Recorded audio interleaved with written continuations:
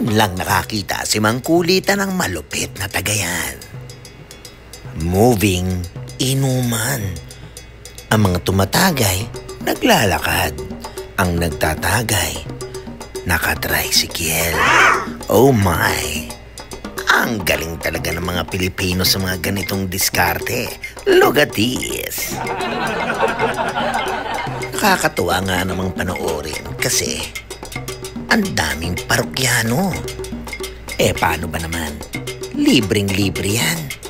Kaya sa dami ng tumatagay, maya-maya ay naubusan na. Kaya yun, bili na agad sa pinakamalapit na sari-sari store para tuloy ang kasiyahan. Bugin naman dyan, Shen.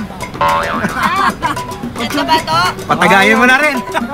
Kaya saya-saya talaga ng mga Pilipino na nagtatagay habang naglalakad sa libing.